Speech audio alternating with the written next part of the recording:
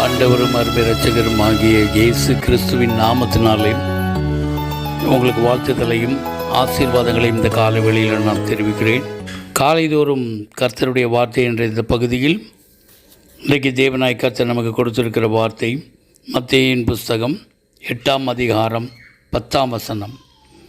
இயேசு இதை கேட்டு ஆச்சரியப்பட்டு தமக்கு பின் செல்லுகிறவர்களை நோக்கி, இஸ்ரவேலருக்குள்ளும் நான் இப்படிப்பட்ட விசுவாசத்தை காணவில்லை என்று மெய்யாகவே உங்களுக்கு சொல்லுகிறேன்.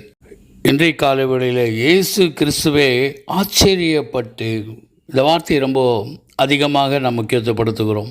இயேசு கபர்நகூமில் பிரவேசித்த போது 100க்கு அதிபதி ஒருவன் ஆண்டவரிடத்திலே வந்து, ஆண்டவரே, என் வேலைக்காரன் வீட்டிலே திமிர்வாதமாய் கிடந்து கொடிய வேதனைப்படுகிறான் என்று அவரை வேண்டிக் கொண்டான். இயேசு, நான் வந்து அவனை சொஸ்தமாக்குவேன் என்றார். அந்த 100க்கு அதிபதி சொல்லுகிறான், ஆண்டவரே, நீர் என் வீட்டுக்குள் பிரவேசிக்க நான் பாத்திரன் அல்ல, ஒரு வார்த்தை மாத்திரம் சொல்லும், அப்பொழுது என் வேலைக்காரன் சொஸ்தமாவான் என்று அவன் சொல்லுகிறான். இன்றைய நாளில் கூட ஆண்டவருடைய சித்தம், நான் வந்து அவனை சொஸ்தமாக்குவேன் என்று சொல்லுகிறார். ஆனால் அந்த 100க்கு அதிபதி, என் வீட்டுக்குள் பிரவேசிக்க நான் பாத்திரன் அல்ல, ஒரு வார்த்தை மாத்திரம் சொல்லும், அப்பொழுது என் வேலைக்காரன் சொஸ்தம் ஆவான் என்று சொல்லுகிறான். நான் அதிகாரத்துக்கு கீழ்ப்பட்டவன், ஆனாலும் எனக்கு கீழ்ப்பட்டவர்கள் சேவகர் உண்டு. ஒருவனை வா என்றால் வருகிறான், போ என்றால் போகிறான், இதை செய் என்றால் அதை செய்கிறான் என்று சொல்லி உலகத்துக்குரிய அதிகாரத்தை குறித்து ஆண்டவரிடத்தில் சொல்லுகிறான். ஆனால் பரலோகத்தின் தேவன் ஒரு வார்த்தை மாத்திரம் சொல்லும் பொழுது அங்கே எவ்வளவு தொலைவில் யார் இருந்தாலும் அதை சுகமாக்கக்கூடிய வல்லமை பரலோக தேவனுக்கு உண்டு. அவர்தான் இயேசு கிறிஸ்து என்று அறிந்து அவரிடத்தில் வந்து அவன் கேட்கிறான், ஒரு வார்த்தை சொல்லுங்கப்பா. ஆண்டவர் ஒரு வார்த்தையில் வல்லமை உண்டு. தலித்தாகுமி என்று சொல்லுகிறார். எழுந்திரு, எப்பத்தா திறக்கப்படுவாயாக, எழுந்திரு, உன் படுக்கையை எடுத்துக்கொண்டு எழுந்திரு, வெளியே வா, லாசருவே வெளியே வா என்று சொல்லுகிறார். காற்றின் கடலை பார்த்து சொல்லுகிறார், அமைதலாயிரு, அமைதல் உண்டாகிறது.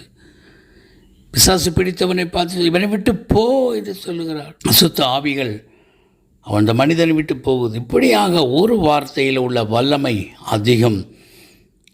இன்றைக்கு இதை கேட்டுக்கொண்டிருக்க சகோதர சகோதரிகளே, பரிசுத்தமான தேவனுடைய பிள்ளைகளே, கர்த்தருக்கு பிரியமானவர்களே, நம்முடைய கர்த்தராகிய இயேசு கிறிஸ்து நம்முடைய வாழ்க்கையில், குடும்பத்தில், நம்முடைய வேலையில், நம்முடைய தொழிலில், நம்முடைய ஊழியத்தில் அவருடைய சித்தம் செய்ய அவர் சித்தமுள்ளவராக இருக்கிறார். அதை மாற்றி இன்னும் அதை காட்டிலும் அதிகமாக நமக்கு செய்ய நம் விசுவாசத்தில் அதிகளவு வளர்ந்தவர்களாக இருக்க வேண்டும்.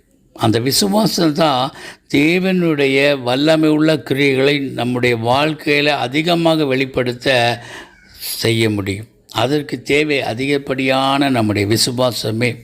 100க்கு அதிபதி சொன்னான், ஒரு வார்த்தை இங்கே சொல்லுங்க ஆண்டவரே, அங்கே வேலைக்காரன் சொஸ்தமாமன். இயேசு ஆச்சரியப்பட்டார். இயேசு ஆச்சரியப்படத்தக்க விசுவாசம் நமக்கு இந்த நாளில் தேவை. நம்முடைய வாழ்க்கையில் எந்த இடத்துல குறைவுகள் இருந்தாலும் அதை நீக்கக்கூடிய வல்லமை உள்ள தேவன் ஜீவனோடு இருக்கிறார்.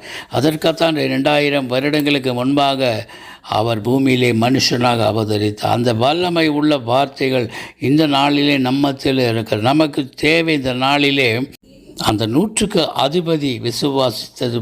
கடைசியாக அவர் சொல்லுகிறார், 100க்கு அதிபதியை பார்த்து இயேசு சொல்லுகிறார், நீ போகலாம், நீ விசுவாசத்தைப்படியே உனக்காக கடவுது என்றார். அந்த நாளிகையிலே அவன் வேலைக்காரன் சொஸ்தமானான். தேவன், நீ போகலாம், நீ விசுவாசித்தபடியே உனக்கு ஆக கடவுது என்று சொல்லும்போதே அங்கே அற்புதங்கள் நடக்கிறது. இன்றைக்கு நம்முடைய வாழ்க்கையிலும் அப்படியாக நாம் விசுவாசிப்போம், தேவ மகிமையை காண்போம். இயேசு ஆச்சரியப்பட்டார். 100க்கு அதிபதியுடைய விசுவாசத்தை கண்டு ஆச்சரியப்பட்டார். இன்றைக்கு நாமும் இயேசுவை விசுவாசித்து அவரை ஆச்சரியப்பட வைப்போம். நாம் தேவனுடைய பிள்ளைகள். ஆனால் தேவன் மேல் வைத்திருக்கிற விசுவாசத்தை இன்னும் அதிகப்படுத்துவோம். கர்த்தர் நம்மை இன்னும் அதிகமாக ஆசீர்வதிக்க நமக்கு போதுமானவராக இருக்கிறார். ஆமென். God bless you. God bless you.